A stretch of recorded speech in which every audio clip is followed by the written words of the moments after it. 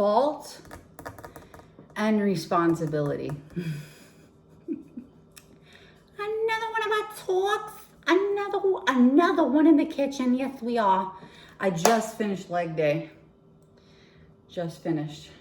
That video is coming. But, oh, and some of you were asking, really quick before I get into the message, some of you were asking about my new IG, at Elisa Gadsden Fit. So my name, and then F-I-T, F as in Frank, I-T as in Tommy. So, yeah, my workout videos are on there. I tell you where the workouts came from, where you can find them, such and such. So, also, if you're viewing this video for the first time, go ahead and subscribe. Also, follow me on IG. I let you know when there's a new video. I'm trying to get in the swing of that shit. You know what I'm saying? Okay, so let's get into the message. I'm all sweaty and shit. Fault and responsibility. Okay, and not only am I inspired by Will Smith to bring this up, but I'm inspired because there are people that I personally know very well who they're stuck because they don't know the difference. And you know what? They're not the only ones. Most people don't know the difference, okay? When I was a teenager, I didn't know the difference either, okay? I had to learn the hard way throughout as I went, okay? Fault and responsibility. Everybody thinks that whoever did it, it's your fault and that it's your responsibility to fix it. We've all thought that. Doesn't matter who you are, where you come from, what walk of life you come from. We've all started off thinking that way.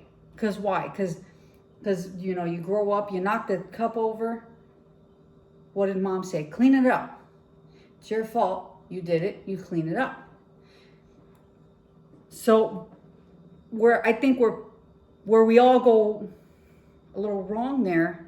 I don't like using the word wrong, but I think where we get it confused is we apply that to all of life. So if somebody does something to you or breaks your heart or whatever, it's their fault, but it's not their responsibility to fix it. Holy shit, Elisa, what did you just say? Yes, it's not their responsibility to fix it. What do I mean? I'm going to use the two examples that Will Smith said. If your dad, and this is just a scenario, although it applies to some people, if your dad was an abusive alcoholic, it's not your fault that he did all that he did, but it is your responsibility to take those experiences and make something of it for yourself in a positive way for you, in a way to strengthen you and make you more aware moving forward.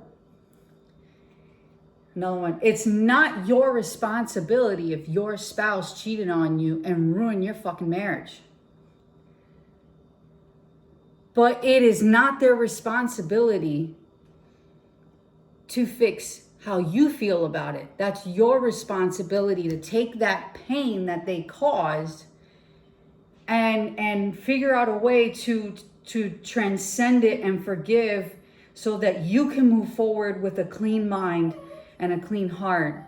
And you can take that as a positive awareness moving forward. You can turn it into something in a way to strengthen you moving forward in your life. Okay? It's not my fault that, and I'll throw something personal in here. It's not my fault that growing up, somebody violated me sexually. It is for damn sure my responsibility to take that pain and that trauma and heal it. For me to go into it, not for me to seek him out, I'm gonna let you in on something. I've never seeked out anyone who's done that to me. For what? For what? What does it do? It does nothing. I have done more for me than what they could ever possibly do, period. It's my responsibility moving forward to go into those wounds and that trauma and apply love, patience, compassion, awareness, new knowledge and wisdom that I've accumulated going forward in life into it, and almost like re-raise it to a new perspective so that I can move forward with a better healed version of myself moving forward. See, I think where people get stuck is that they get hurt by someone and it's that person's fault. So then they wait their whole lives. Oh, my workout thing's still going. So they wait their whole lives waiting for some kind of recompense or something, or some kind of like aha moment from that person who caused this to them so that maybe they can move forward. No. Even if that person completely, utterly changed in life, no longer is that person who did that and everything like that, you're still going to sit with that wound because you did not forgive yourself for holding on to that for so long. You got to forgive yourself for allowing yourself to hold on to something that only hurts you. And finally, give yourself a rest from it. And then actually start to heal so that you can apply more love and respect to yourself. Your value is much greater than holding on to that. Okay? So fault and responsibility do not go together. They don't. They do not. And it sucks. Sure. I'm pretty sure we would all like a world where if you did wrong, you fix it. But then it takes, unfortunately, there's a double-edged sword with that, because then it takes away your responsibility to yourself. And for every moment, every day that you wake up, that you still have that unforgiveness in there, that you're still holding on to something that someone did to you, you're poisoning yourself while that person is out free. And that's not to say go to the person and do something to them. No, that's on you. That's your responsibility. That's your body, your mind, your heart, your spirit, your life. And it's all relying on you and what you choose to do with your mindset, whether you choose to hold on to shit that was done to you, or you choose to transcend it in love and let it go, or whether you choose to let it poison you and now you're confrontational, you're bitter towards things, and even hearing this person's voice, you got to say something about the past. That's bitter. That's unhealed hurt and sadness, and it's screaming for you every time you do that. Every time you feel the need to even bring it up, it's yelling for you. You may think you're talking about it with someone, but every time it's coming out of your mouth, it's in your mind to begin with, which means your mind is, hey, we need to heal this. Your body's trying to communicate to you that you fucking need to heal it. It's time to let it go. Let yourself go. Be free. And you will feel how much lighter it feels to start unpacking your bullshit. Because after the person has already done the deed and they've moved on, from that point on, it's no longer on them. It's no longer on them. And if you think so, there could be an issue with codependency or just waiting on other people to fix your problems. When when it's all said and done, no matter what has happened or who did what, if something hurt you, it's on you to heal it. It's not on anyone else. No one else cares enough about you like you are, or you're supposed to.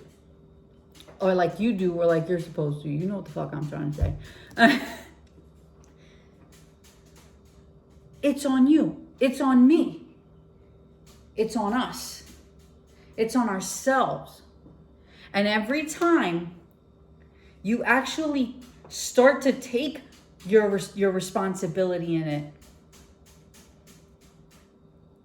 you start to take your power back.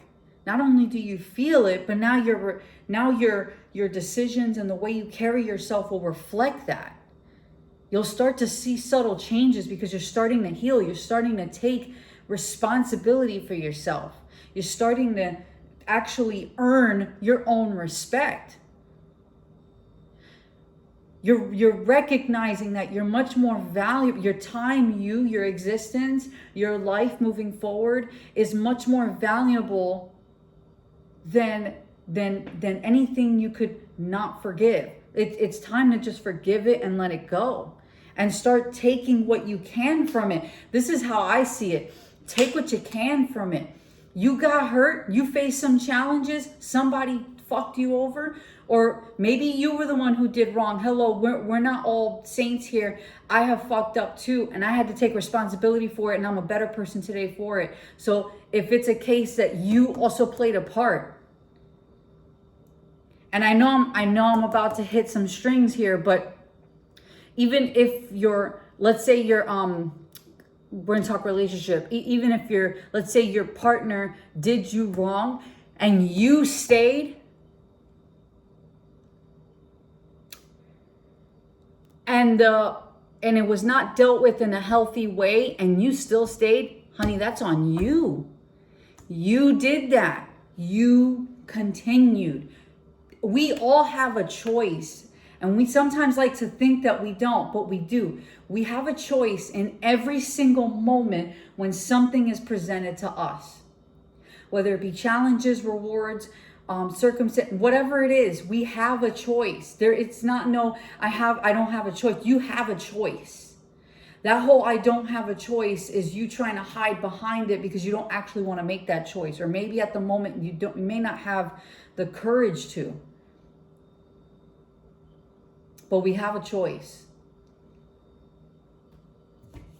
Your power is in taking your responsibility back. It's in taking your power back by saying, no matter what has happened to me before, from this moment on, I am responsible for my life and how I turn out and how my mindset turns out, how I continue to feed my mind from this point on. That's going to reflect in my decisions, feelings, actions, perceptions, and ultimately creating my reality. It is my job to do that and no one else.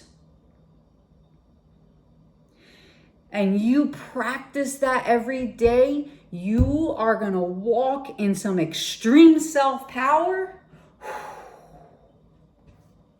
Baby, don't be afraid. Do not be afraid of extreme ownership. You own yourself and you will feel that power that you have within you, that you were born with. Don't let any circumstance, even if you were the one who fucked up, don't let it hold you back. You go ahead and reassess yourself in the mirror. Like I said in the last video, you reassess yourself in the mirror. Why did you go to the root of it?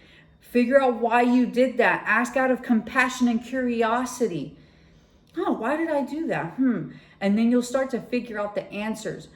Once you start to figure out the answers, you will better understand why you did it and maybe what you were actually seeking. And then you can feed yourself that in a positive way while shifting your perspective on that so that you do not create that consequence again. You don't recommit to that again. It's all about practice. It's all about practice. It's not going to fall out of the sky. You're not going to wake up one day and just feel like you're a new person. It does not work that way. That shit is not real. You are going to have to work for your own growth. You're going to have to be an active participant in your life. There is no such thing as creating a life and then you're just dormant and you didn't do shit, you didn't think of shit, you didn't practice shit. That's not how that works. You're going to have to be an active participant in your life. This is how it's done. You wake up every day. Your old thoughts are going to pass through. They're going to pass through. Let them pass through. It's okay. They're not your enemy. They're not any of that. Okay? Remember, it's your choice. You chose before to entertain those thoughts that created the reality you already have that you don't like. The feelings that you have that you don't like. The perception towards people that you don't like. The bitterness, the sadness, the fear. Whatever you have that you're dealing with was already created by entertaining certain thoughts that you already know that you entertain. Okay, so practicing is about seeing those thoughts pass, but not allowing your emotions to entertain that thought. Just let it pass and say, hi, I recognize you. Have a good day. They're not an enemy. I'm not about this enemy shit. Okay, this good, bad, whatever. I literally tell my old thoughts from years ago that passed through my head like, oh, hi, I recognize you. Have a great time. Bye-bye. And it does. And it has no effect on me because I've practiced it so much.